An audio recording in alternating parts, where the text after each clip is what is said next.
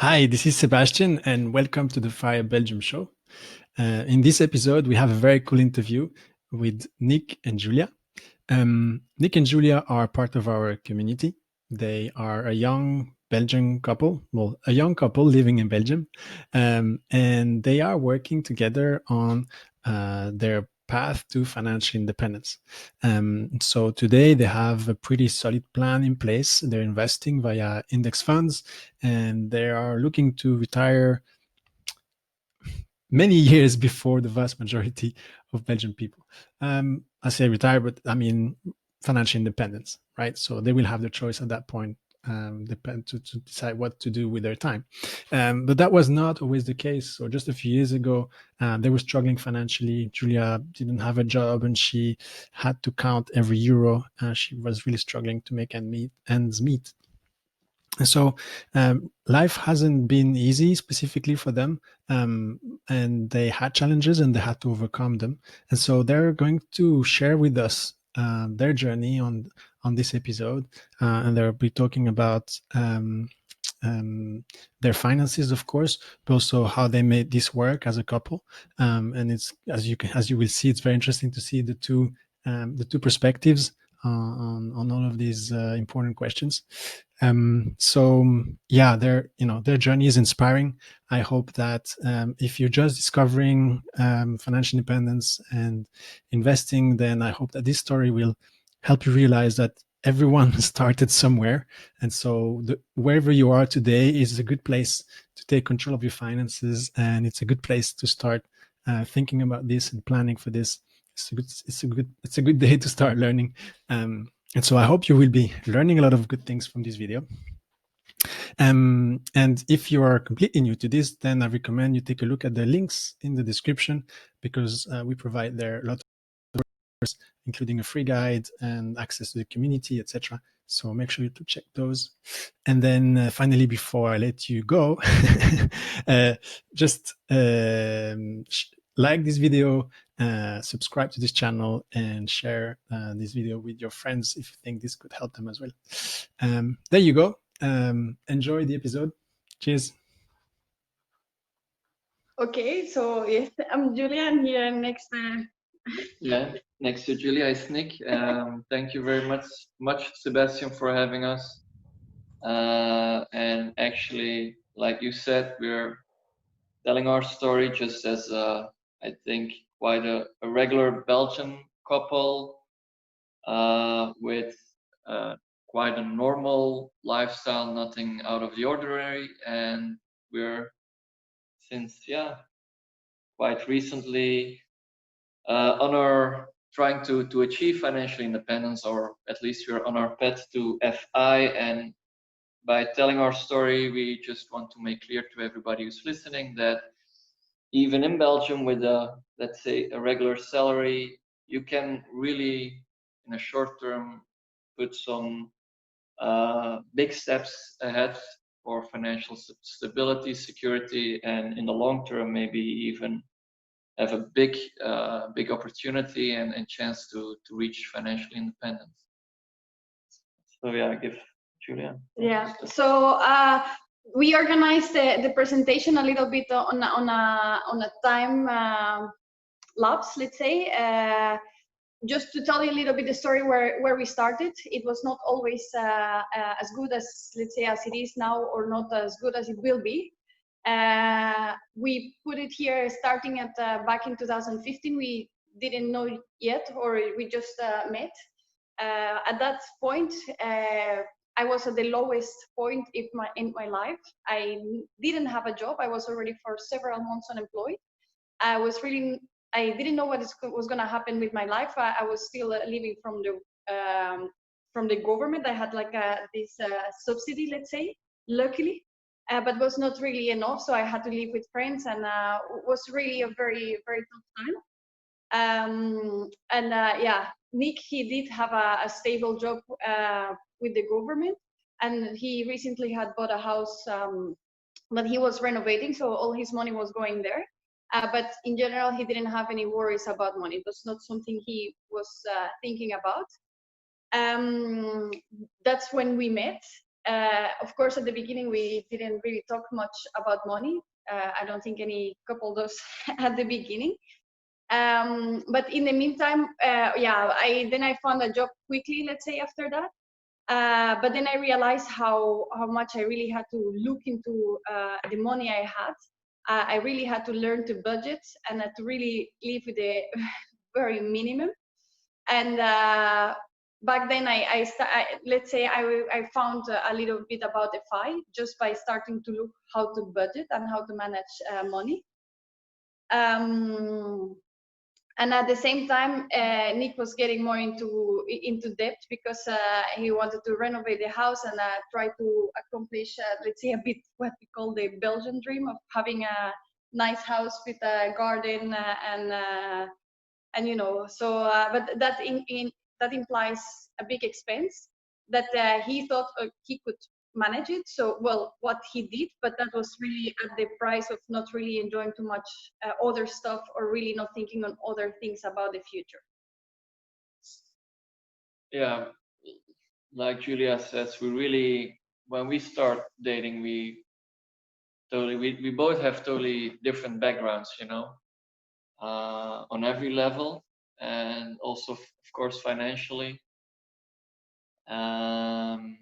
And as you can see, like, yeah, I was maybe the typical Belgian guy in his 20s who had saved already quite some money because of his first job, or during, I don't know, during high school I saved a lot of money, but in my 20s I didn't really take care of my finances, and indeed I got involved in a housing project, let's say, like so many of my friends, so many of my family members. And at the beginning everything went okay, but it started to grow a little bit above my head. And Julia had yeah, on a financial perspective,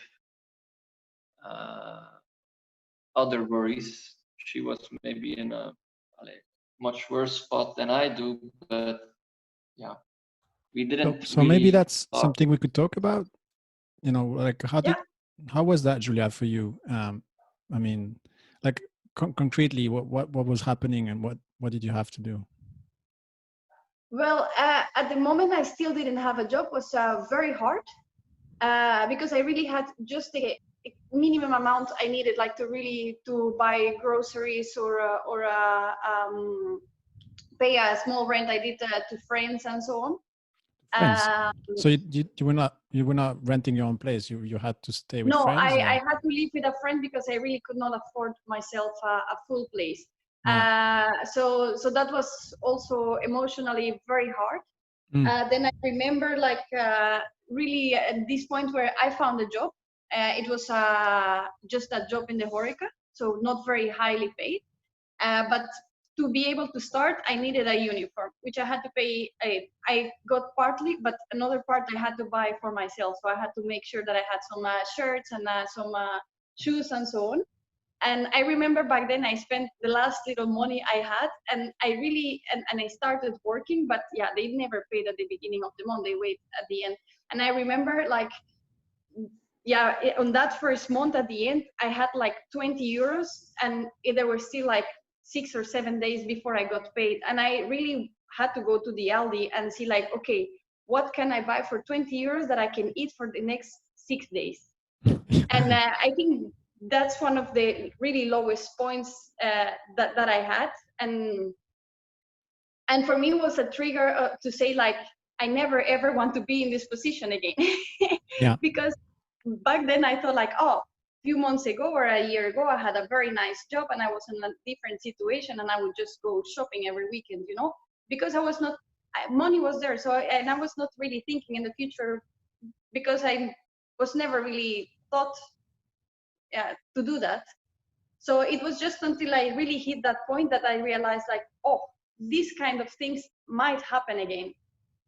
You never know when, I was let out of my job for really nothing and out of the blue. So I never saw that coming. It was no economical recession or nothing. And it just took me very long to find another job because I'm not really a local, or I was less back then, so I didn't speak the language. I didn't have that much experience. I was younger, so it was more difficult to find a job. And so I realized, and like, yeah, I never want to be in this position again. If I ever lose my income, I always want to have a pot where I can fall into, you know, something that will help me to go through the time if I ever get to this point again. So this is when you met Nick around that time? Yes. So it was just between jobs. It was like at that moment when I said we met on in January. That was like in an online dating website, and it was when I found that job, and I said, like, you know, I'm gonna get off of this deep point in my life. I'm just gonna go out for everything. Now I will have a job. I start in a couple of weeks, and I can go and get myself a new boyfriend. Yeah, new life. Yeah. I said it was like new. It was in January, so I'll say like new year, new life. I start fresh. So it was. Then it started all improving little by little from that point on. And was like the fact that you were tight on money? Was that like, did that lead to any problems in, say, the dating experience? Yes. Yeah, at the beginning, of course, because I didn't want him to pay for everything. So from time to time, like the first weeks, okay, we didn't see each other that often.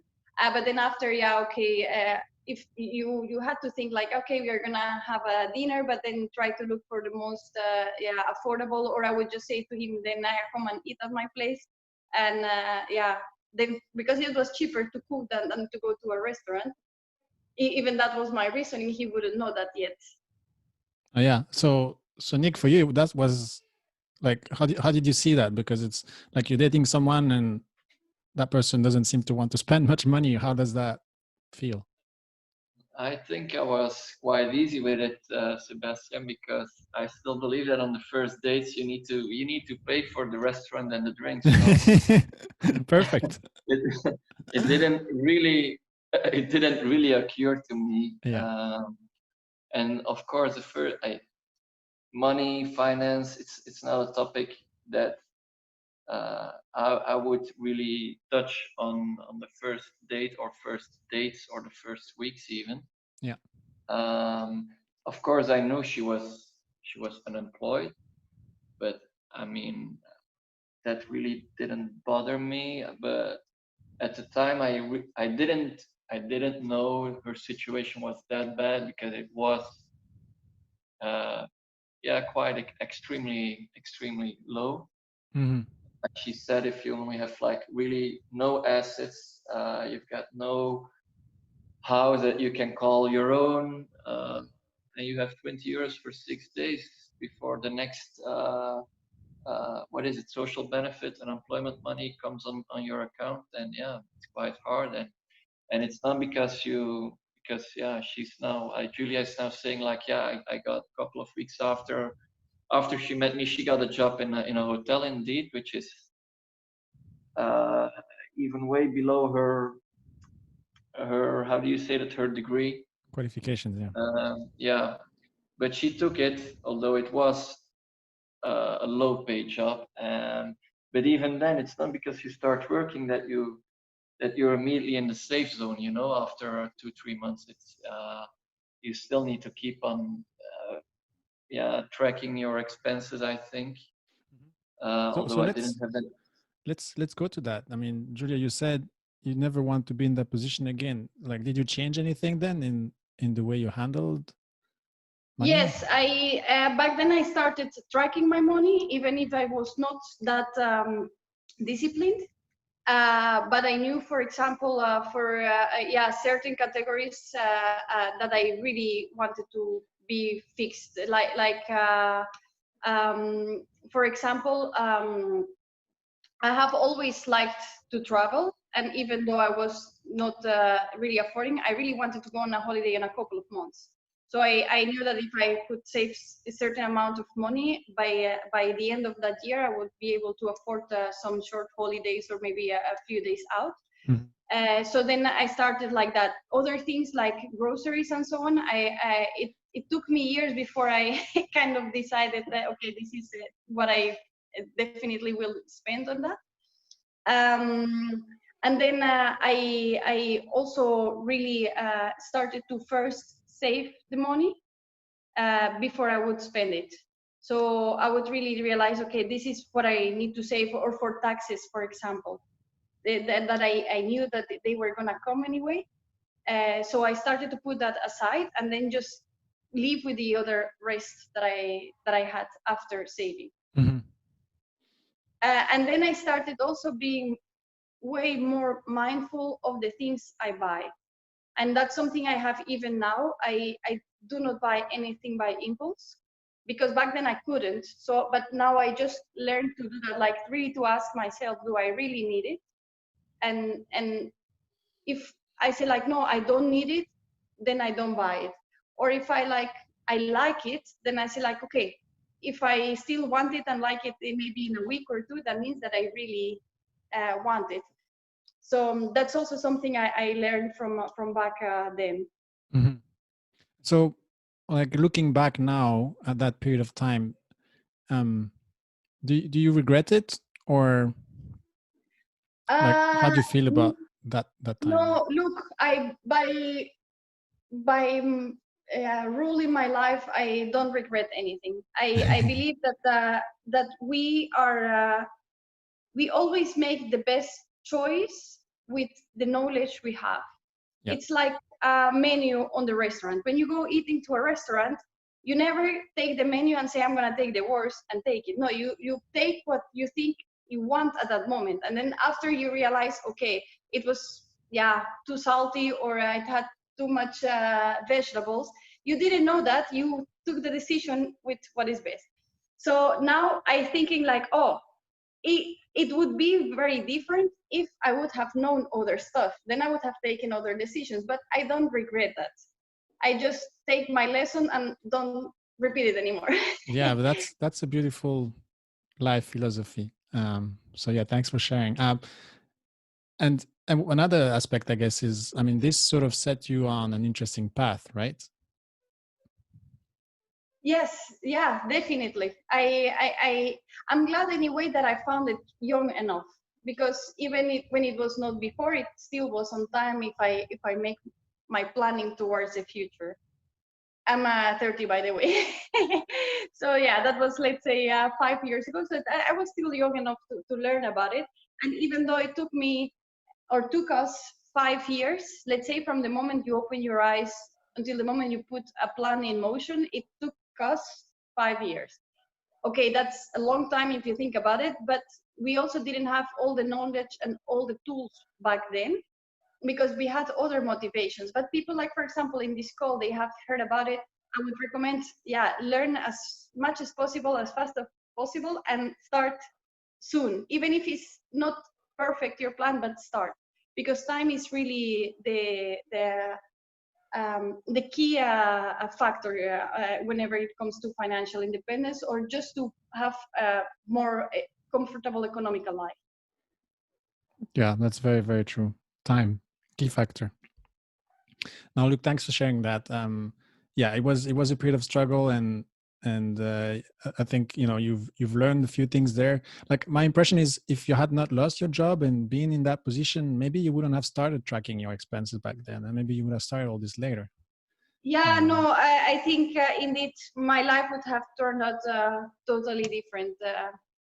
I think it was a good job also, but I don't know if I would have ever made the decision to go for something different or to grow.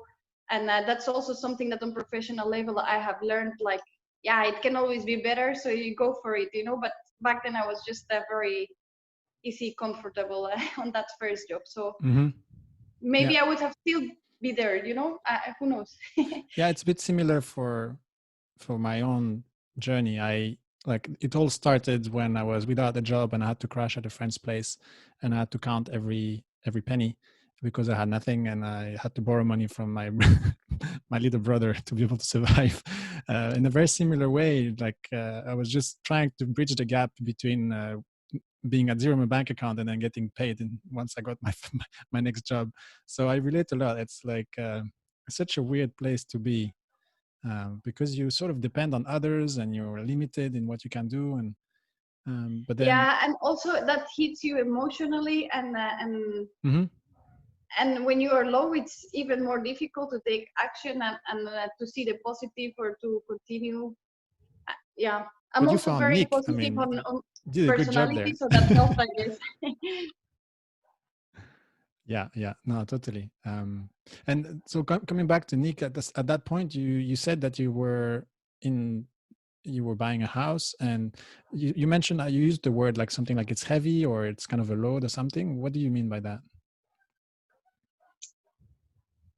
Yeah, because I was I think maybe some people in the audience who are grown up in Belgium might agree with it, but for me, I grew up with the concept of succeeding in life and being financially okay means that you have your own house, the thing, house, the garden, the dog, even.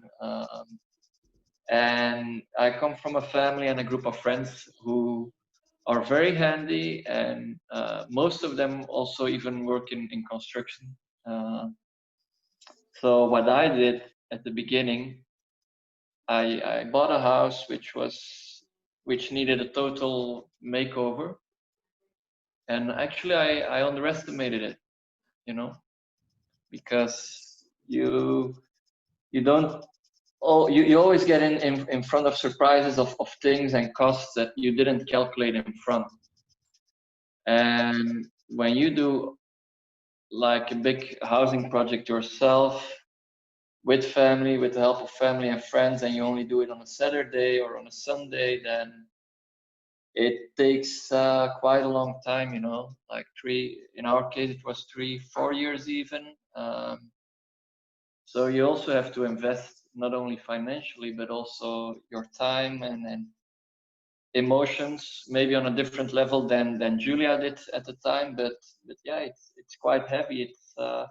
It's causing a lot of stress, frustration sometimes, and after, even when I met Julia, after a while, I considered, I asked myself if it's all worth it, buying such a house and doing the renovations. So that was like a burden on my shoulders. Yeah, it's a bit of a different kind of burden. No? Yeah, totally. A lot of people would consider that to be a good burden. Oh, Not burden. yeah. That's what we call a luxury problem. Yeah, that's indeed. But the thing is, before you know it, you're actually getting into more debt, and like for me, I had already quite the maximum amount of debt with the bank for an individual, and then I start to get into debt with my parents, for instance, and Okay. it was also quite a big sum, and even then at that time I wasn't worried about paying it back, because I was paying back the bank but not my parents, and that's also not the correct attitude or the correct way of thinking. And Yeah, so that's yeah. interesting because, I mean, all right, so no, I said it looks like it's a good burden to have, but really it's a different kind of burden, and it's not one that's more comfortable, right? Because, I mean, I didn't realize that you had that extra on, like, it's not a traditional way of, I mean, I don't know how most people deal with buying a house and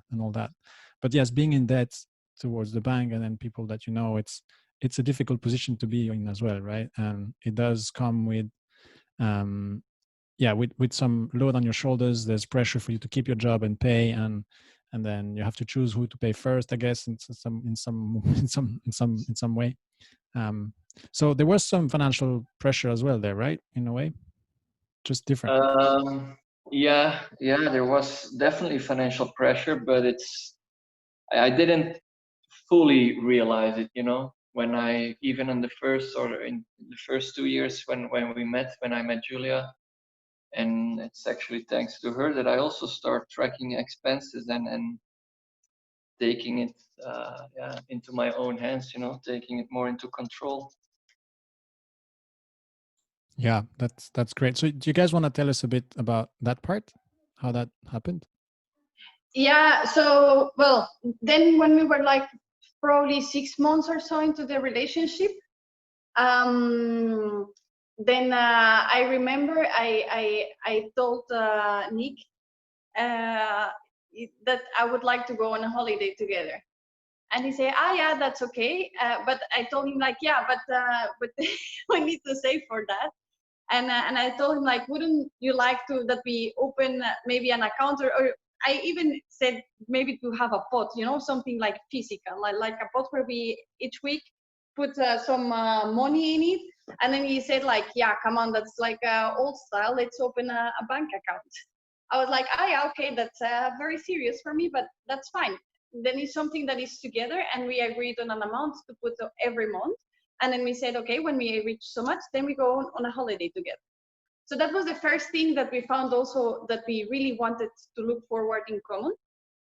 Travel, which remains now and will remain forever, I guess. And that's how we started really working together towards a goal. And back then was the first question like, okay, but how much can you afford to do it monthly? Ah, so much. Ah, yeah, okay, no problems. Let's continue. And then we also had like our yeah, because we stayed together in either on his house or in the apartment where I was living, then we were also sharing a little bit of the grocery cost and so on, but not like in a 50-50 way. We just like one time you, one time me, you know, not really to the cent, let's say. And then like that, little by little, we started opening up. And then when we really moved in together, then we said, okay, now we go for a full another account that is not the savings for the travel, but just for the daily expenses. And like that, we started opening little by little, and yeah, that was it more or less how it. Yeah, I want to make clear that although for the first like yeah, what did we have for the first 2-3 years even, so we had different accounts, you know, accounts on our own, and then like Julia said, like indeed we had like an account for the holidays and even an account for the daily expenses and the groceries. But besides that, we could always, you know, communicate openly about money to each other, you know. Like if she would say to me like, yeah, this month I cannot really add the amount of money into that account because, you know, I need to pay taxes. I got my tax letter, and that wouldn't be a problem for me. Yeah. We were always open about it, our financial situation. Yeah, that's really impressive because I mean, it takes time to open up about this when it's a topic that's so taboo, right? But I guess relationships, people trust each other. It, You it do start doesn't opening up. happen overnight, indeed. That comes, yeah, little by little, and then the more things you start to share, and that really it was when we really started living together that that we started tracking expenses together. And again, it didn't work nicely because it demands quite some work to really sit and and write everything down and so on. But like that, then yeah, we start to share more and more information, and yeah, we were quite open and transparent, and even we got married last year when we really had to put everything on paper legally, and that was yeah, it was also very long conversations because then you really need to think about the future and think on all the possible scenarios, the good ones and the bad ones, and that demands really a lot of open communication. So that was a very interesting exercise, and to put everything very, very open and transparent. But I think that has worked for us because of that, because we have been able to communicate always very openly with one another. Yeah, that's really amazing, and I guess it comes when you start building projects together, right? And so it's sort of yeah, it builds on the trust that you're building. And so, do you see this as something that helps the relationship, or is it maybe you know, it doesn't really affect it? It helps it, I think, for 200%, really. Okay, Um, in what sense? No, if you like, even just tracking expenses together, that already helps, you know. But how we did it, more or less, it's like we know friends and family members even who don't communicate about each other's finance within the partnership, and okay, that's fine for us. But I believe that, you know, in a relationship, money is one of the top issues that can start a fight, or you know, a breakup even. I think there are quite I think there are a lot of relationships who end because of money issues, you know.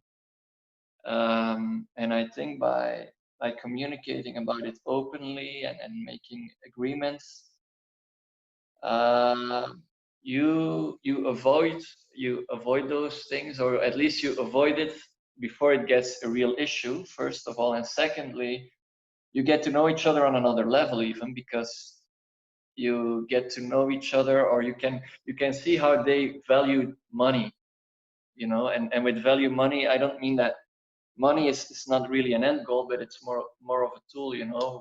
What do they want to do with the money? And that also says something about the person itself. If you're in a relationship and you've got a person, let's say uh, Julia is very frugal, and me, at the end of the year I get a big bonus, and we're in a marriage, and I wanna spend my money on, I don't know, total new motorcycle or something, although I already bought one just 2 years ago. Yeah, I think that might cause some stress in the relationship, you know. um, but for us, I think it really works. Yeah, you know, it's like money, it's the result of all the hours you put on working. So it's a very big deal of your life. If you see how many hours you sit in an office or do a job, whether you like it or not, at the end, you get a payment, and that money. So that money is equal to all the effort you put on it. So it is very personal, and if you don't want that to be taken or to be played off by other person, your partner or whoever that is, so it can be a deal breaker indeed. And but it also it reflects also on your values, and I think that's very important for couples, and for us it's like we realized, and that's something we do quite now often, because we learned that also from a book we learned. It's to really get some time apart where we just talk about money and the things we want to do with it. And then first we align on the values, on the things you want to do with the money.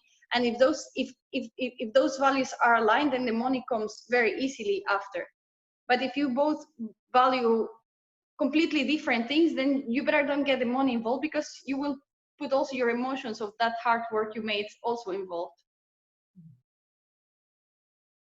That's a great way of looking at the situation. So thanks for putting it like that. I think looking at money as sort of the result of our efforts, and whether we like doing what we do or not, and basically, it's what we get from all the time we spend, which is the only thing we have on our life is time. So like dealing with money in the right way is so important because of that, right?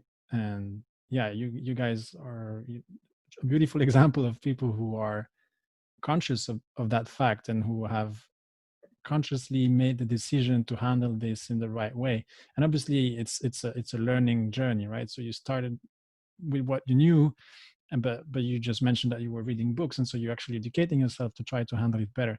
And it's such a powerful like image, because obviously we're gonna go talk about more things now in the next part of the conversation, but where money takes on um like a shape that's just incredible, right, in terms of the impact it can have on our lives. But just this simple, like just your experience up to this point, right, up to 2019, is already so powerful, because it makes your life like it brings the quality of your life to a level that's really great, right, despite the struggles that you had initially, despite the pressure, despite having to track to make sure that you have enough to be able to eat and to, you know, all of these things. And despite all of this, yeah, like you turned it around and you've put yourself in a great position, and that's really amazing. So yeah, I mean, it requires wisdom before you even have age and experience, and so that's really cool. No, so thanks for sharing that. I really like that you said that money reflects your value. Do you have examples of that and what that means to you? Yeah, for example, we talk about like, yeah, what do we like to do in our free time, or on our holidays, or how we envision our future. And like for us, for example, the most what we enjoy the most is traveling. So we really enjoy the time together, or going out. So we are really okay with saving money for that, for example. But yeah, yeah. So that's like, let's say, on the positive, for things that we are really together on that. On the what we differ, for example, Nick likes to go really a lot out with his friends, and to drink, and so, which I don't. So, for example, if a Friday evening, I'd rather stay just at home watching a movie, and he would go with his friends. So, like that, yeah. Then I say, like, yeah, I don't want to spend my money on beer, but he does want. So we agree that we have, for example, a very part of the budget for each individual that we may spend however we like. So he mostly goes with friends or whatever, and me, I'm mostly saving that money because I like to travel, like with my mother, who lives abroad.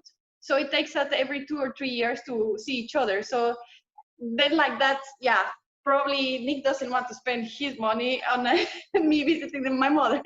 So, like, for example, those things. But then we established what is that we have together and what is different, and then put certain rules on that, and we are both okay with that. So it works. Wow. Wow. So So you yeah, have a really cool structure there, and like you've combined many things, but then you've also created space for your own personal preferences, and that's cool. Yeah, because we remain individuals. We do a lot of things together, but some things we just we not always 100% of the times want to do, or spending money on the same No, way. of course, yeah, of course. you know, one of the one or more of the values that we have is like, yeah, besides the freedom that Julia just explained, and freedom for us is very important, and that's, I think, also one of the key factors why we are trying to achieve financial independence. You know, secondly, because of what Julia experienced, yeah, financial security, for instance, or security is just also a very big value that we want to achieve, and that's also why we start tracking the expenses. That's also why we invest time and effort in yeah, maybe joining a meetup like this, or reading books about, yeah, household management, and so, yeah, the values that we have, they reflect our actions in daily life, Sebastian. Yeah. No, that makes complete sense, and yeah, it's great to have people like you guys in the community, because those values tend to spread with people around you. So yeah, thanks again for being here and for sharing this experience and for being part of the community. Is really cool. So you mentioned financial independence. So that's kind of a big word, and it might be new for some of our attendees here, or some of the people who are going to watch this later. Do you want to tell us a bit about like how you, like, what led you to even use this word and know about it, and then maybe then you can tell us about your journey there. Well, like, yeah, for me it started like when I said I never want to if I ever lose my job, or my income, I don't want to be at zeros again. So then it was like, okay, I always want to have a backup savings account, or something where I can live on for a while. So while looking online and so on, for budgeting and so on, I came across the financial independence movement. And then it was also appealing for me, like, oh, I don't have to work until my, probably by the age I'm old enough, it will be 70 or more than 70 years old. And that doesn't sound very appealing to me. So, and then I started also telling Nick, like, look, these crazy people are really saving money and so on. And then, you start reading, and there are many ways of seeing it. But for us, the financial independence is really having the freedom of decide what you want to do with your life at the moment you want to do something with it. Like now we are very happy with our jobs, but you never know. Yeah, one of us can lose the job.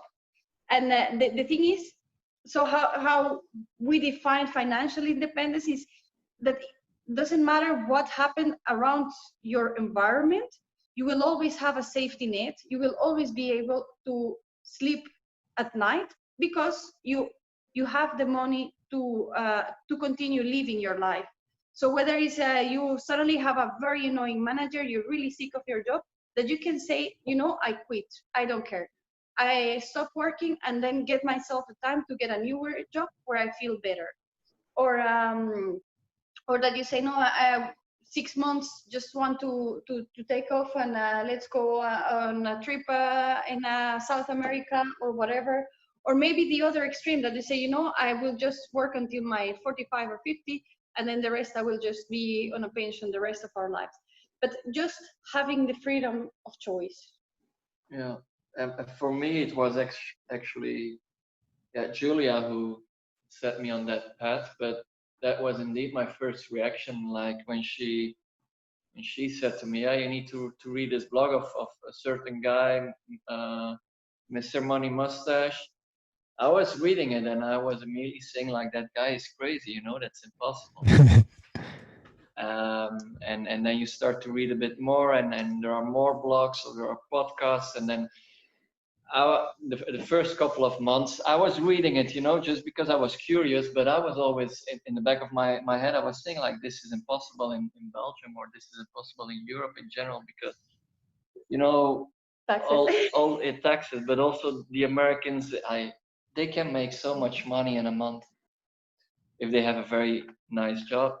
And if you compare the salaries between Belgium and United States, at least high income salaries, I mean, I was really skeptical, and eventually, like when we were already in 2019, after our marriage, really, and beginning to 2020, we really set up, also with your help, our financial plan, and you start to believe in it, Yeah, once you put also the maths, the numbers, because stories are always very nice, but once you have what it means for you, not monetarily, so what it means freedom for you, and then when you start to put the numbers on it, then you realize, oh, it's actually possible. Okay, it takes some work, but it's just a little bit of work at the beginning, but we realize that all this work that we have put in it will pay off in the long run. So it is possible. Yeah. The moment that you realize that when you put up a plan and you give in the numbers based on what you know today, of course, and numbers that you have today at the time, and you suddenly see that it is, like, I'm never gonna say it's 100% sure, but it's like it's a really big possibility, and normally what we see now is that by the summer of 2035, and I think then we can manage it even faster, but let's say the summer of 2035, we might be totally financially independent. Wow. Okay. Yeah, I mean, and you are about 35 now, right? Yeah, me 34 and Julia 30. 30. Yeah, I had to think of. So that's before you even before reaching 50. It's like this is 17 years before most other people in Belgium, and probably more than that, because the retirement age will be postponed. There's a good chance, as you said, that this will work faster than you expect. So this is like 20 years before anyone else. It's reclaiming 20 years of life, like in terms of proper freedom with your time, right? Like almost ultimate freedom. This is really incredible. But so is this something you knew from the start? Like how do you get to this number? But before that, like when did you realize that some of this could be possible in Belgium, despite like obviously not making as much money as Americans? Well, because first we so we calculated like how much do we spend every year, and then we extrapolated like in the future, and then we realized, yeah, actually you don't need that much as they say. Like if you read also the American bloggers and so on, they always talk about huge amount, but if you're gonna look at really how much you need, you don't need that much. So when we started calculating, we said like, oh, it's actually really a possibility. And for us, it's not like doing it really fast. We said like, yeah, every year that we gain from the future is already good. So that's how a little bit how it came. Yeah. So it did involve some calculations, yes. So you had to open a spreadsheet and put some numbers in. You use your savings numbers and see what that looks like. Yes. So we had a lot of months tracking our expenses, and then to realize, and we also had this exercise before we got married, where we said like, okay, what do we enjoy more? How do we see our future? Where are our priorities? If we, all these questions, the value questions that we were talking before, and then having the picture of this is the amount of money that we spend and so on, then we say like, yeah, where could we spend less or more? And to what are we gonna give some priority now and some priority in the future? So like that, we started to make some choices, and then work out a little bit the numbers and went with it. Wow, that's really cool. So that must be like I mean, someone hearing your story must be like, whoa, okay, how do they do this? And like, how do they go from struggling and having debt to thinking about retiring 20 years before everyone else? Like, there's a big change of perspective there, no? Yeah, totally. But it also because if you have a vision or a dream of how you want your life, and that vision is clear enough, then it's easier to go or to move into that direction. So then we said like, yeah, for example, we want to have in the future, when we retire earlier, so we would like to maybe live abroad in a warmer place, or we don't have children yet, but when we have them, we want them to be able to live abroad and to learn another language, another culture. And that will be much easier to do if we have the freedom of not working, or working or not working, not that is job dependent.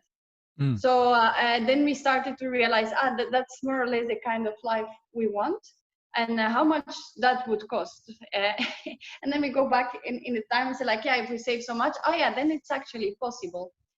So yeah, the moment you have a vision or something, then, or like, for example, if you want to work as an independent and with all the risks that takes, then just envision like, I want to start this kind of business, and I will not worry about the money, but I will just do whatever I want. But first envision it, see, okay, how much will it cost? How much is that kind of type of life? Then you have a target, and like that is easier to go in that direction than just starting saving for nothing or for something you don't know. Then it doesn't have the power to keep on doing it. It's Sebastian, it's also like, it's not like we are extremely frugal. We are very conscious about what we spend, but as Julia just said, like, I still go out with my friends to a bar. We spend money on holidays. We still go to a restaurant, not of course every week, but we still do all the fun stuff. It's not like we hide ourselves in our house. Um, that's actually the first thing I want to say. And of course, the second thing is that we just picture a journey of 4 or 5 years starting in 2015 till today, but we also had to put in a lot of effort. It didn't came into our hands like that. So, and what we are actually trying to say, first of all, it's you have to have a clear and positive mindset. But besides that, Julia and me, we did, besides working, we did quite some other stuff. Like I went back to university to get try to get an extra pay grade. Julia sacrificed quite a lot of time and effort in working for, what was it, a year and a half, 2 years in the Netherlands. Like really every day going up and down to her company in the Netherlands, and that company in the Netherlands was actually another step up for the career path that she has now back in Belgium. So it's not like something very easy. I'll give you that, but you really need to put effort in it on specific levels. Yeah, so it is a lot of hard work, right? And Yeah, both on the controlling your finances and sort of creating that vision. I'd like to come back to that just in a moment, but and then career wise, right? So you have to consciously think of ways that you can sort of improve that aspect as well, because reducing expenses is one part of the equation. Yeah, Increasing and it's a very income, limited one. there's only so far you can or even want to go, right? And then increasing your earnings is another important aspect. And obviously the third part is investing so that that earning grows on its own. We're going to talk about this, but first I'd like to come back to what you were saying, Julia, of when you have a vision, then you find ways to make it happen. Obviously you didn't use those words, but when you say vision, is this something, do you have a process to come up with that vision, or did it come naturally to you guys? Like, because obviously you do take time off to talk about money, but how did that vision come about? Yeah, I'm a dreamer by default, but we did, we read a book. It's called, how is it? Smart Couples Finish Rich. Yeah, from David Bach. smart And smart couples, what? Smart Couples Finish Rich. Oh yeah. That's good. Okay, I'll take note of that. Yeah, well, he doesn't really talk about financial independence in itself, but he just says that couples need to have some agreements on money and so on to have a successful relationship, and also to end up rich, or to at least have their financials in order until the end of their life, let's say. And he offers there like some steps to go through with certain questions, and also one of those ones is like envision and align your values, and then he goes really through these questions like how do you picture the future, how do you think you would like to spend your pension time, what do you enjoy the most, and then there are like some trigger questions that you sit and talk together, and it's like, actually I wouldn't like that. I would prefer this other thing, for example. So like I always say to Nick, I do not want to spend my last years of my life in Belgium. It's too cold, and I think I would die faster. I always want to go to a warmer country. And then he's like, yeah, that's okay, but really not like the Caribbean. That's way too hot. For example, these kind of little stupid things, but they align you towards where would you like to go. And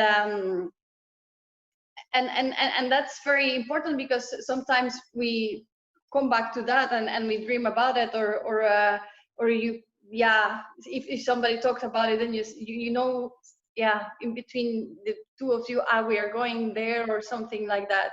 And also it makes it less painful when you decide, okay, this month I'm gonna put some extra money in my savings account. I'm not gonna buy this new pair of shoes, because then you start to say like, yeah, I would rather have that in the future that will buy me, I don't know, a few days in yeah, of freedom than just enjoy the shoes for a couple of months now, for example.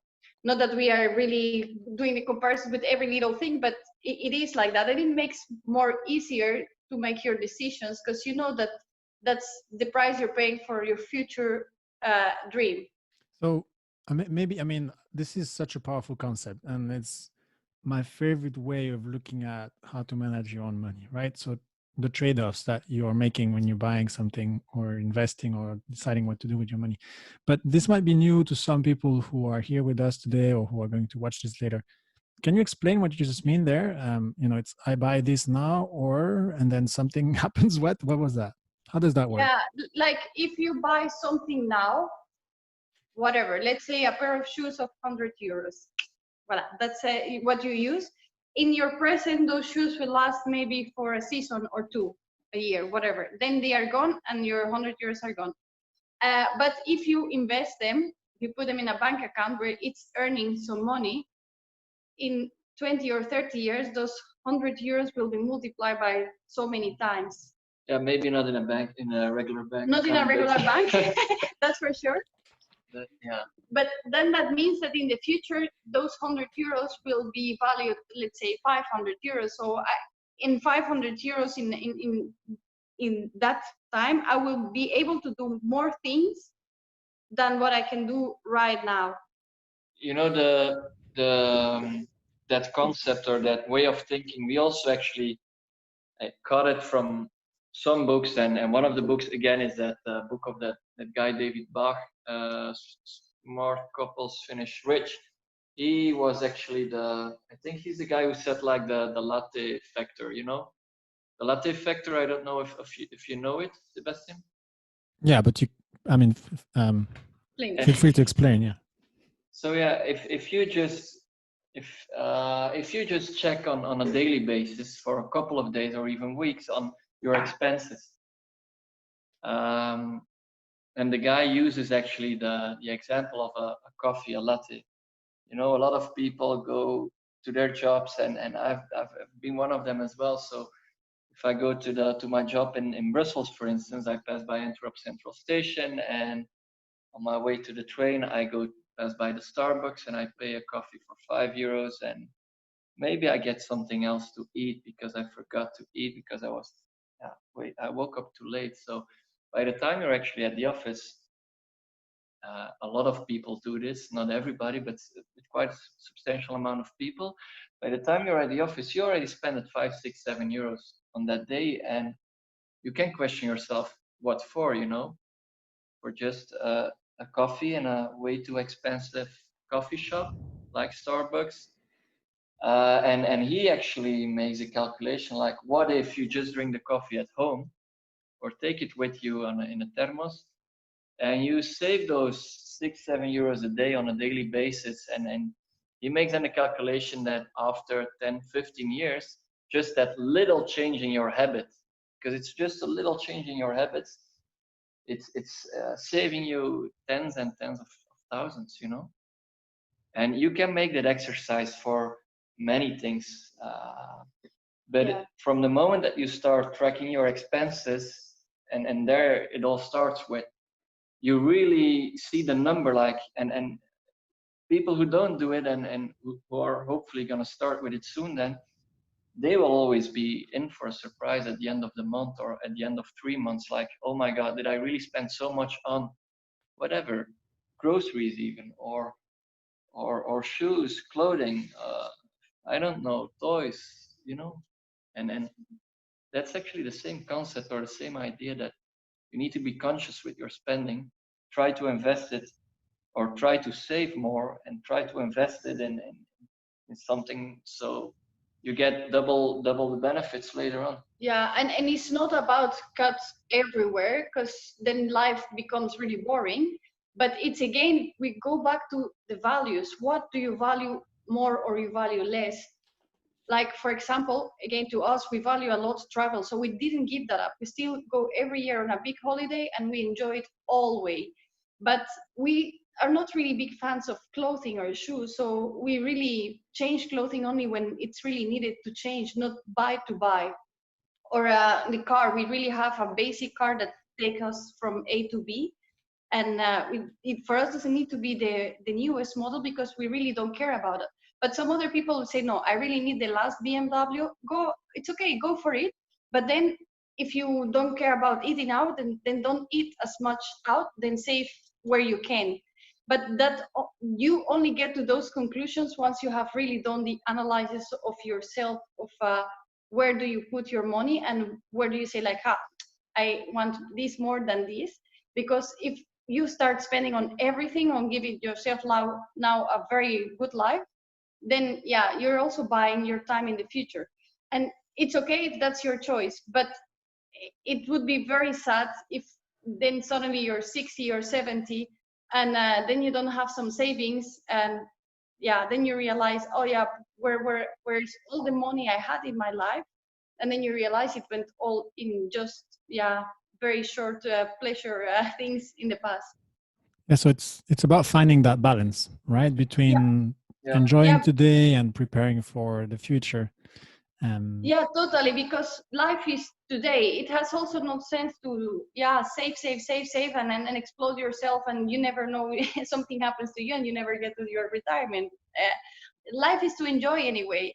So, but yeah, find the things that you really, really enjoy, and live with it, and find indeed the balance between present and future, but really not sacrifice the future either, because yeah, it's also not only you but the people around you who will, yeah, bear with you. Mhm. And so you mentioned a couple times now investing and multiplying, whatever you're saving for the future. Do you want to tell us a bit more about your investing? Yeah. So actually, before we actually heard even about financial independence, we both had, yeah, eventually then a place of our own. So we have a studio or an apartment that originally was just from Julia, and we're renting it out now. Although that was not meant to be as an investment originally, it was really meant to be as a place for Julia to stay. But now we are actually indeed investing most of our money and most of our savings in index funds. And we found about it also by reading blogs and books and so on, and we realized that's the easiest and safest way to do it, because it doesn't demand much work. Just once every 2 months or 1 month or 2 months, just log in, and in 2-3 clicks you're done buying your shares. And it's a plant growing. We just put the seeds every 2 months, and we know it will grow. It takes of course quite some reading and some understanding of yeah, how the system works. Even though we are not financial people, we just get the general way it works, not the details, totally not. But we realize that's very easy and safe, and somebody else will work to to make that money grow. So and then we realize that's way much easier than, like, for example, the apartment, which, yeah, okay, for now it means now a little bit of variation, and we had it from before. But yeah, sometimes the tenant calls like, yeah, you need to change the tap, or they stop with the contract, or there are problems with the neighbors, even if we don't have nothing to do about it. But that's really a lot of hassle that we don't really like. And with the index funds, you just put your money, and it will grow, that's for sure. So We do our we are not specialists in it, so we just started a couple of months ago with it.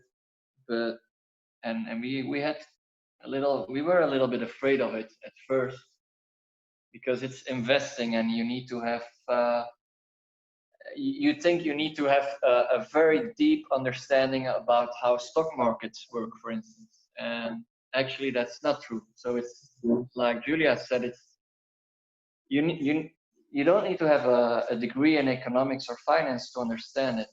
It's very simple.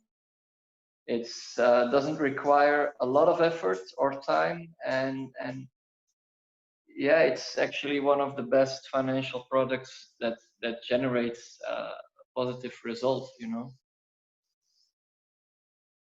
And that's why we chose it. And I think, oh, Yeah.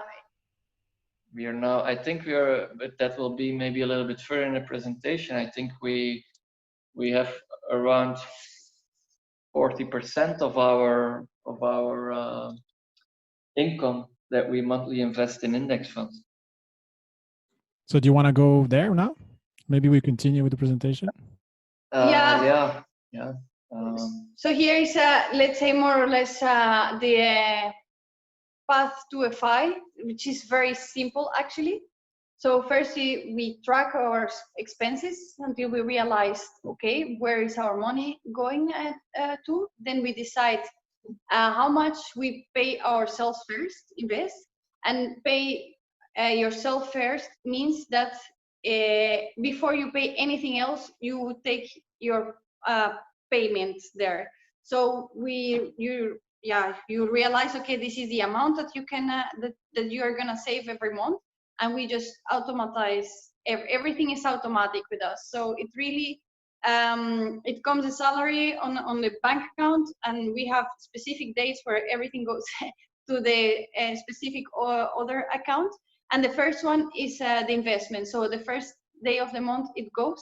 So we never see that money, and because we never see that, we never spend that. So it's always safe, and that's where we say automate as much as possible. So we have everything like the telephone and the electricity and the saving account and the travel account. Everything goes, money that goes in, it immediately goes to their right house or right place.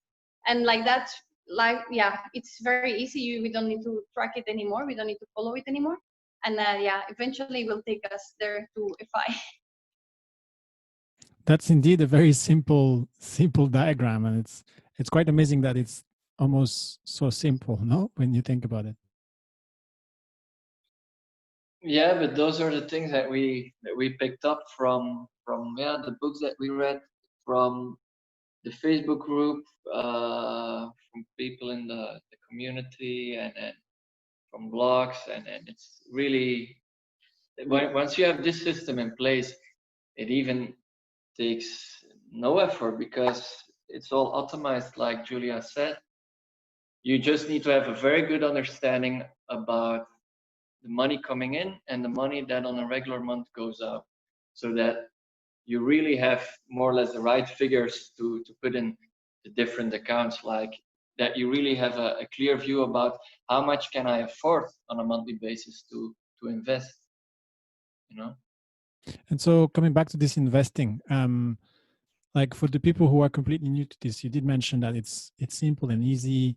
Do you want to tell us a bit more, like what you do exactly? Like what do you invest in? Is it, I mean, if that's not too much to ask. We have, let's say on the investment, we have two different, accounts. We do the index and the here the pension. We also have the pension fund. So here is a little bit of in percentage how we do it. So we have the 100% of our income, and then the first day of the month it just goes automatically to pay all the mortgages. We have also one part to the index investment and one part to the pension fund. That's the third pillar. Yeah, and then with the index investing, so what do we do now is we've got a broker's account where we we have two index funds, one for shares and one for bonds. And one for bonds. We've got like we do, let's say, 3 months of investing in the shares, and the fourth month we do in the bonds. So it's like 75-25 asset allocation. And what we do, the index fund we do is an index fund that really follows more or less the biggest companies worldwide. Yeah, so we don't invest in one specific region, but it's worldwide. Yeah, and we took that one, because it was the cheapest for many reasons. It's one of the cheapest, let's say, from Belgium, to buy from Belgium, and it also covers all the regions and all the sectors. And because they are the biggest companies in the world, they have the most chances to win. Yeah, it's like you actually, how should I say it? Like with index investing, when like we are in the, how is it called, VWCE from Vanguard, for the shares, and actually when you put your money into that, you actually buy a little piece of all the companies that are followed or covered by the index. That's how we understand it. So that's what we do, and yeah, Same with the bond. Yeah, same with the bonds. So we've got only one index for bonds. So we keep it as simple as possible at the moment, because as we already said a couple of times, we're quite new to this, a couple of months. We are no financial experts, and we keep it as simple as possible, you know. And so it does require a bit of knowledge, right? Because not everybody will be comfortable. Yeah, you need to buying. understand the general how it works generally, but you don't really need to know how exactly to the detail how the index works, or how it follows the company, or how the companies are doing it.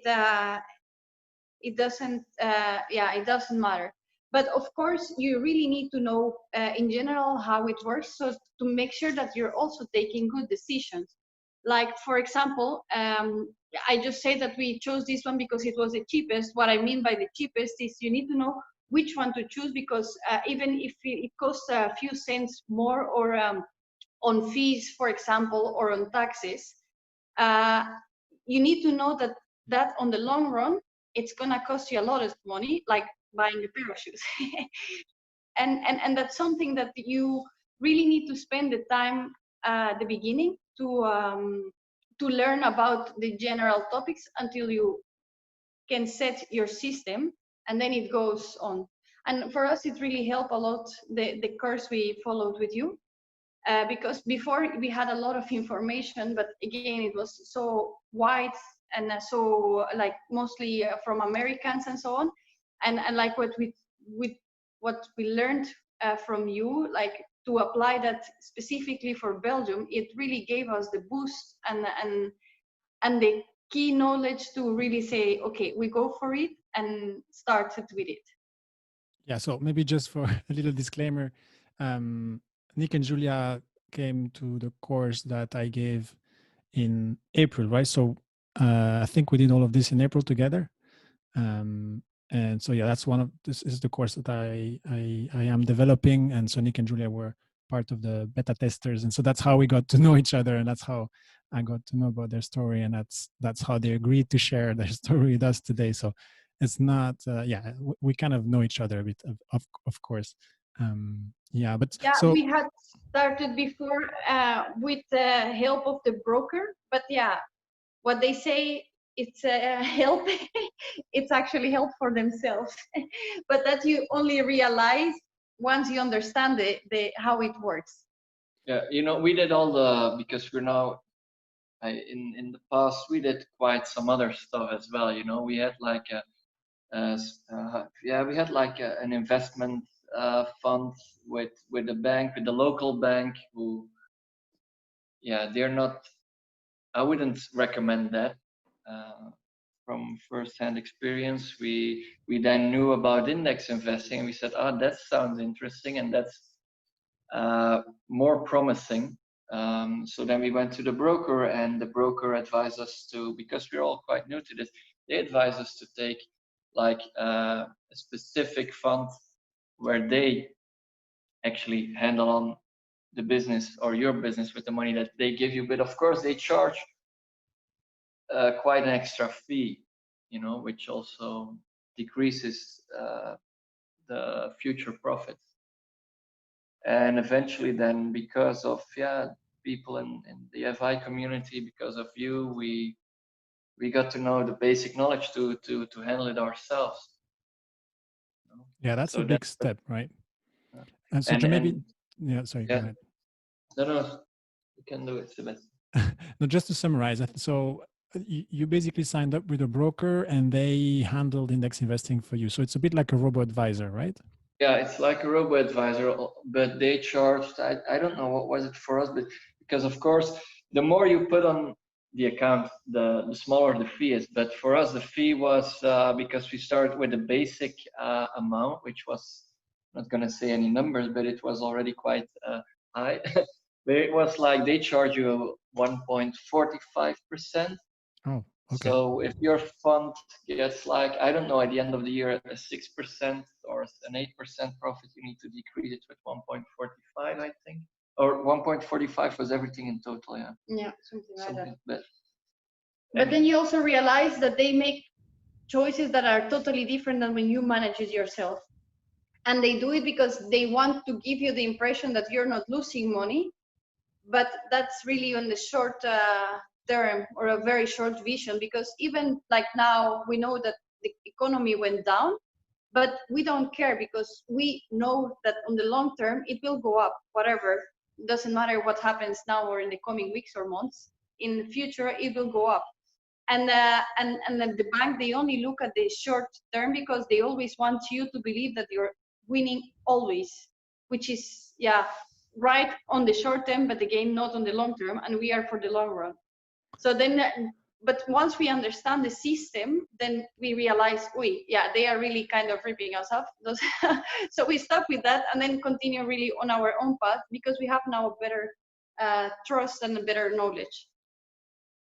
Yeah, so here, just to summarize, maybe for people who might not be familiar with this, but there is an interest in the financial industry to keep customers and investors happy in the short term and to show that they're doing something to protect the investors' assets, right? And so they will, in this case, they did make some changes to your portfolio, as I recall, and they basically moved a lot into bonds at a time after the market had already gone down. So it wasn't even like something that they had done on time. They've done it after, and then with the market rebound, they missed on all the gains of the stock market because they were still in bonds. And so it's sort of an attempt to do active management and then to be able to tell the clients, look, we've done this and that and this and that to protect your money.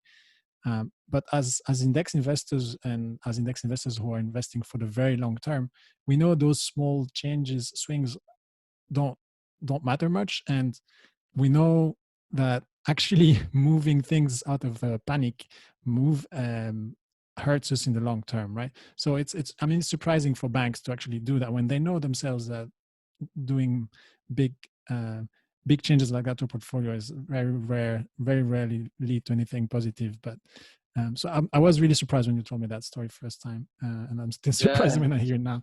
But in general, like robo advisors tend to be a good solution for people who haven't learned to handle things on their own yet.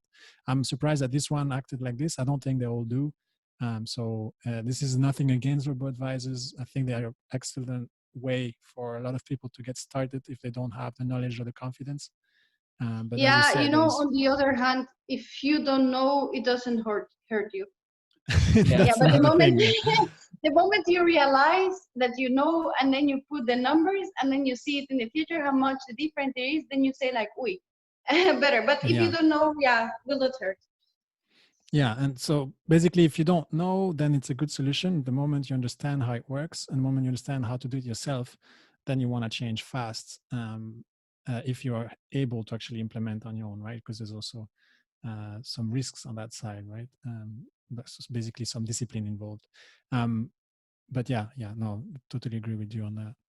And so if for people who want to learn about index investing, I mean, aside from my course, because we don't need to talk about my course, but where would you recommend people start? With J.L. Collins, I think.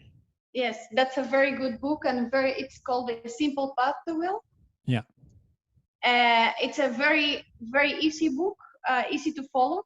it has I think for the context and the principles, it's very clear. Of course, yeah, it's with American examples, and then they tell you about the pension in North America, and that's maybe less applicable for Belgian listeners. But still, I think it's a very good book. Um, Also, yeah, for us as a couple, that book from David Bach was also very good. And yeah, we have read a couple. We also read this one, I Will Teach You to Be Rich, Mhm.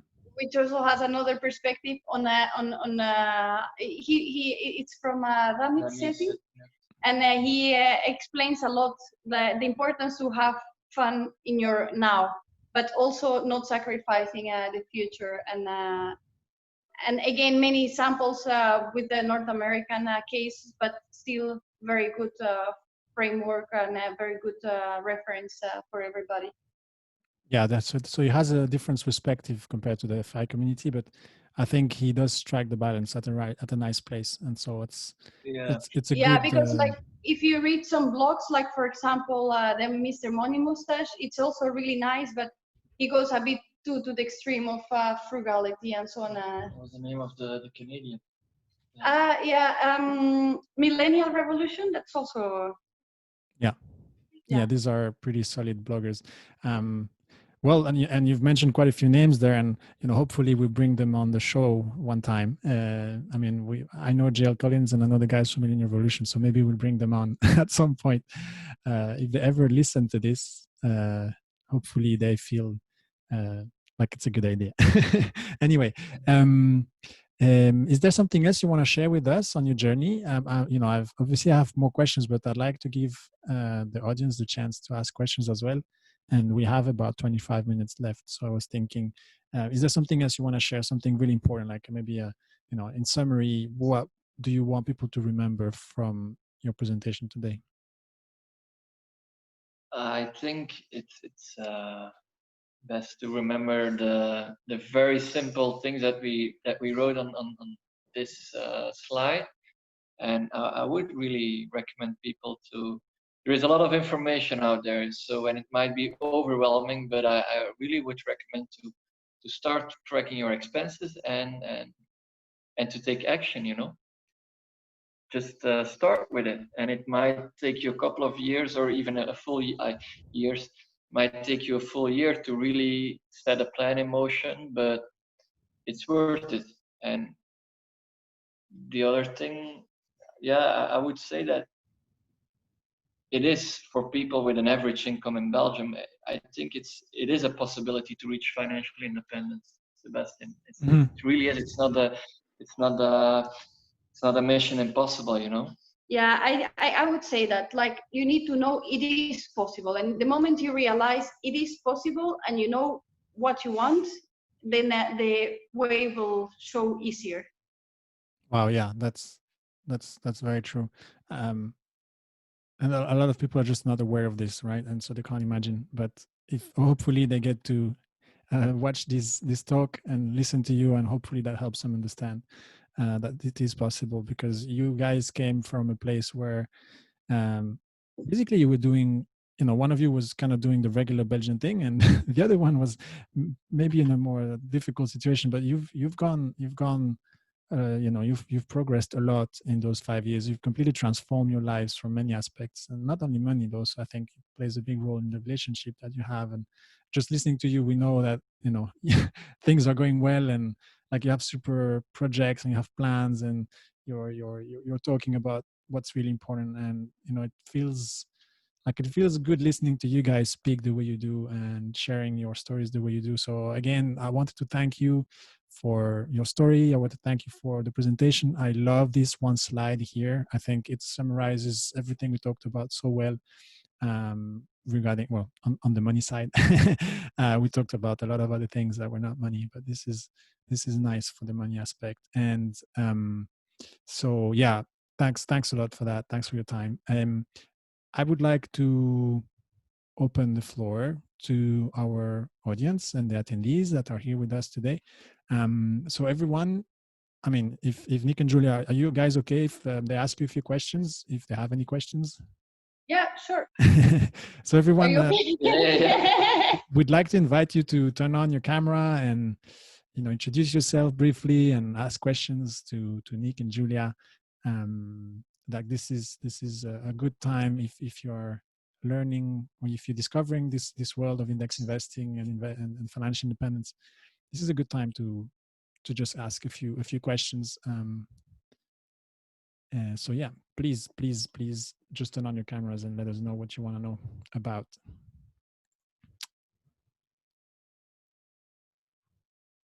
So I'm just gonna see if anyone turns on the camera. Maybe I turn my camera on because otherwise it does feel weird. Okay, guys, this is me. If there are no questions, then I have more questions. Maybe I'll ask my questions.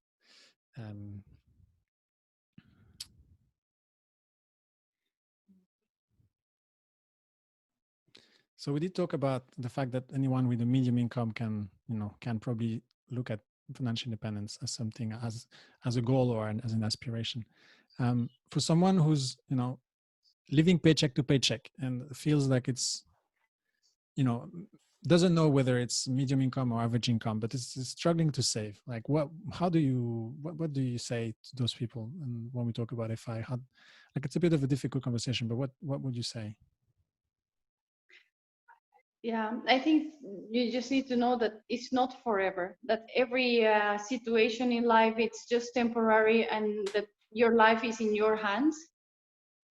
And yeah, it takes a bit of courage and a bit of extra work, but you can get out of that situation. You just need to make some choices, and yeah, track your expenses, see where you can save, which changes can you do, but you can change your situation. It's always possible.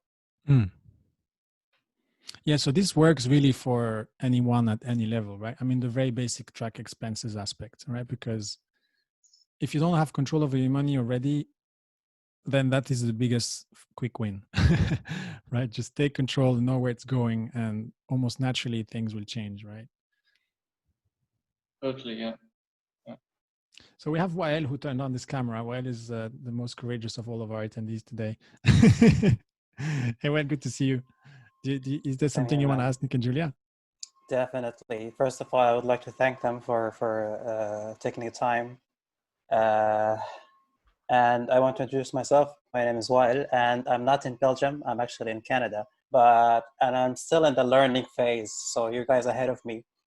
And I would like to, I'm kind of curious about when you mentioned when you were looking into the possible ways to invest, and what made you, let's just say, what told you, okay, you should go for index funds, that's it. What pushed you towards, okay, it's time for us to go into index investment?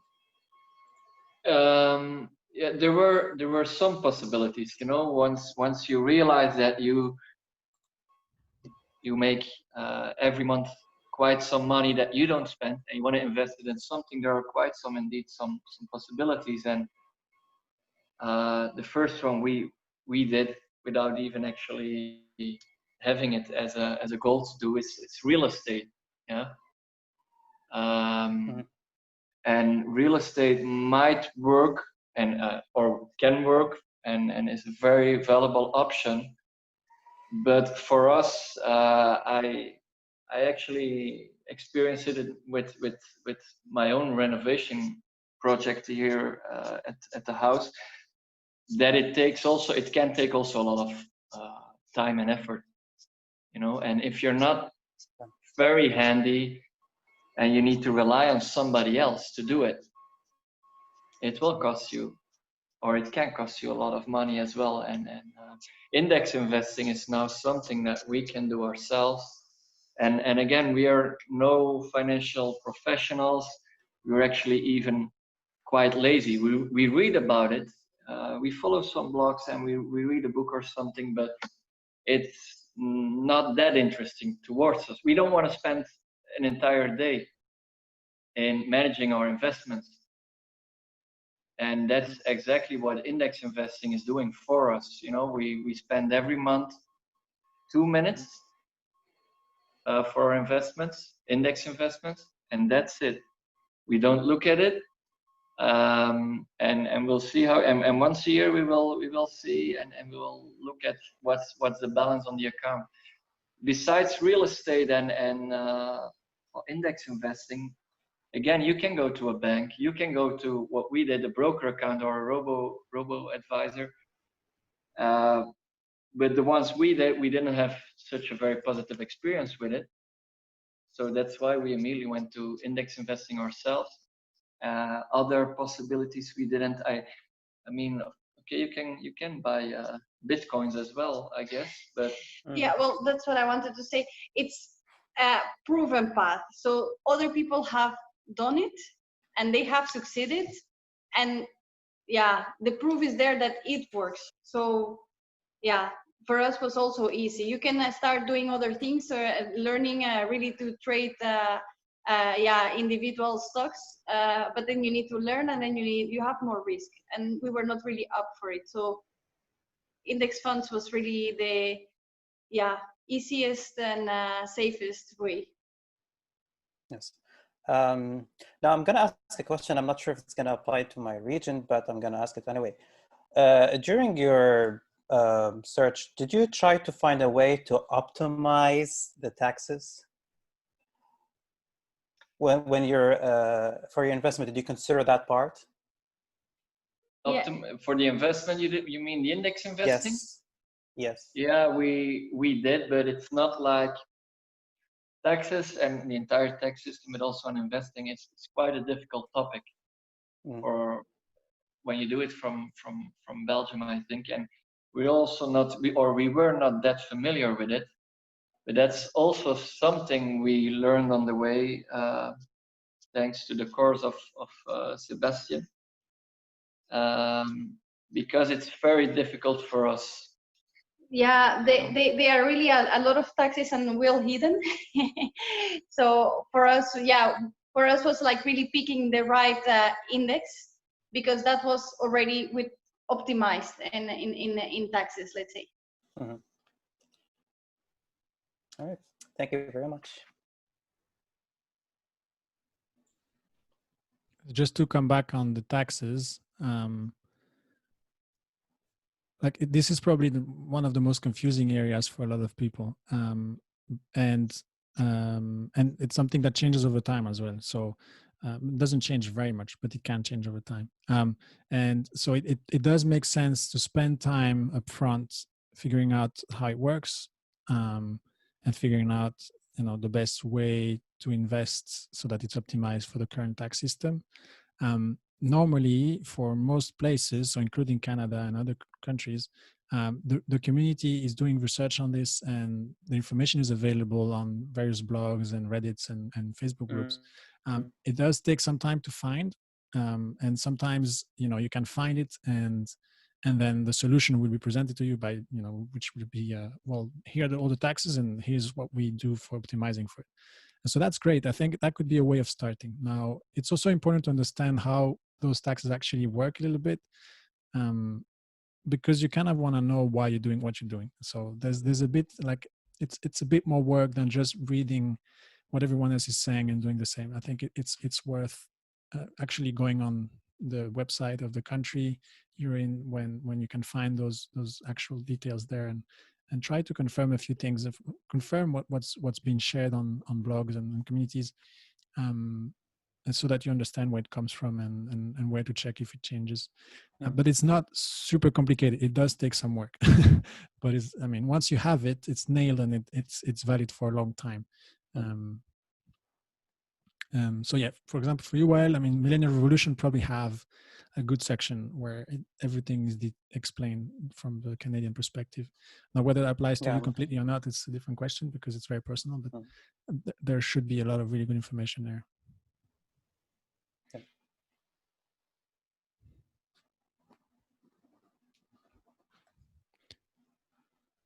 Okay, so who else has questions? How about Sarah and Rahim? If you guys are beginning, this is a good time to ask questions to someone, you know. I mean, Nick and Julia are just probably just a few weeks or a few months ahead of you, so you don't have to turn on your camera if you're still in bed, but you can. And anyone else, I mean, if you have questions, this is a really good time. We have 10 minutes. If you want to know how it feels to be where Nick and Julia are, you know, that's a very valid question. Because that's my question, but you can ask it if you want. So, wait, I see some people turning on the cameras, but I don't know what's happening. So, Sarah and Rahim, you're still muted. I don't know if you want to say something. And your camera is on, but there's no image. Yes. Hi there. Sorry. Yeah. So yeah, I guess where Nick and Julia were probably back at the beginning of this year, sort of thing. So we're just getting on this road. You know, we've sort of had a look around a few things and trying to understand our, well, basically to know our numbers. Right. I did an exercise last weekend and to try and break down. And I'm still doing it to try and break down where our expenses are going. So I think that's quite an important way to budget. So that's where we are. But I mean, is there a way? I know Nick and Julia shared a graphic on how they spend their. But is there a graphic or there's some sort of magic formula what you should spend on housing, what you should spend on going out, what you should spend on what sort of percentage of your average salary you do that, and what sort of you should invest and that sort of thing? I think that's a very personal question, you know. Yeah, but you know, like we don't have like a budget for going out eating. No, we first take the total, get all things from investment, and then we have something left, and then from that we decide, okay, we want to go out eating or yeah, we just, it's like your new salary, let's say, you know, that's what you have, and don't go over it. And once you track it, then you realize how much you're giving now, and yeah, and that gives you already a light of what, where you can spend more or less. There is no magical formula about how much money you spend on what in your life. That's totally up to you.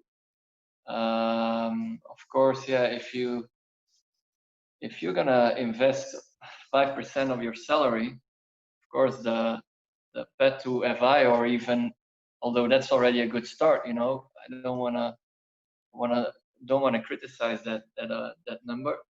But if there is a difference between 10 or 5% and 30-35%, because the pet to FI or the pet to even the situation where you can have some financial security and stability will be, of course, a less shorter. And there are people, if you look around on the internet, there are people who can live around and save up to 70%.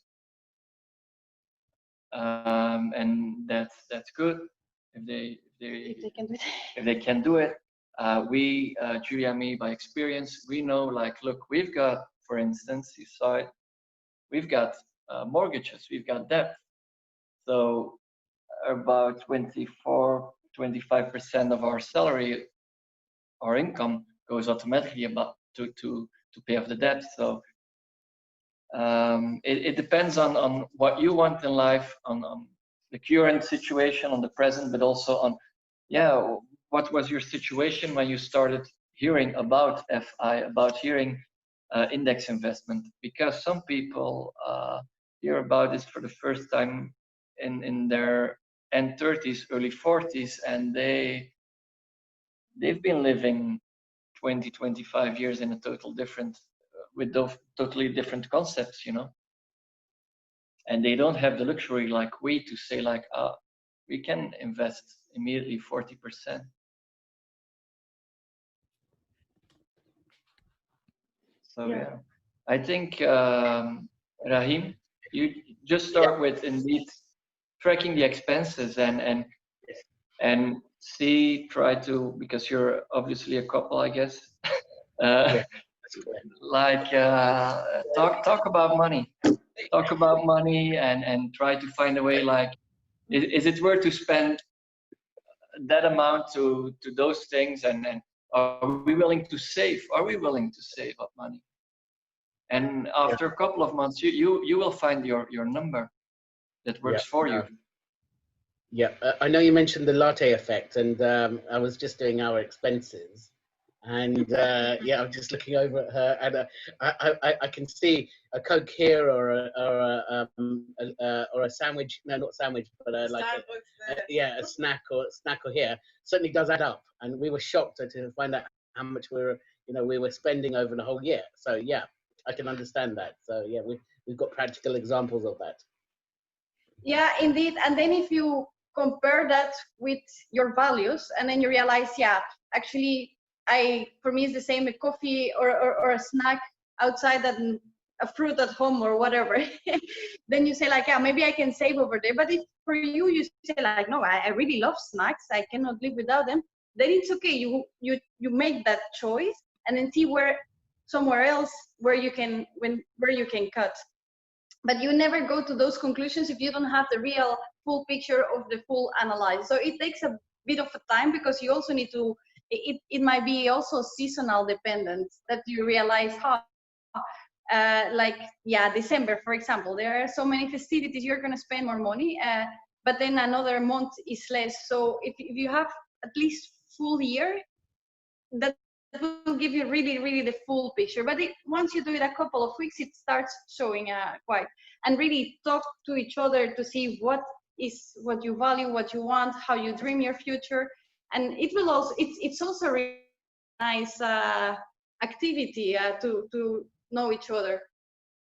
As a couple, yeah, it's actually fun, to talk about it as a couple.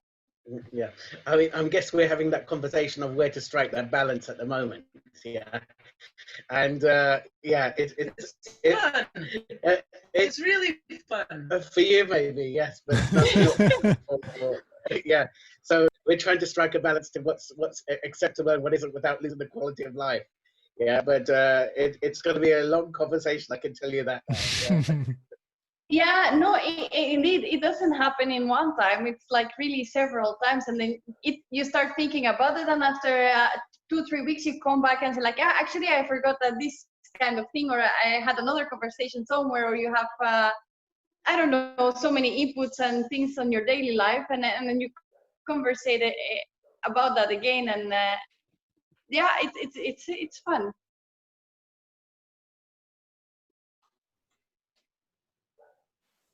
I love your answer there, Nick and Julia. I think just, the Thank talking you, guys. part is really important.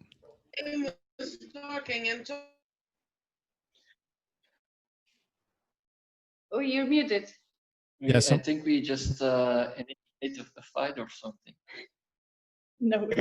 Well, that's called a normal conversation, yeah. So. Thank you so much. Yeah. Anyway, so yes, so it's a conversation that it's an ongoing conversation, and it's quite trying to find a balance of what's normal and what isn't. So yeah, that's going to be a long drawn out discussion that we're going to have at some point. Mm-hmm.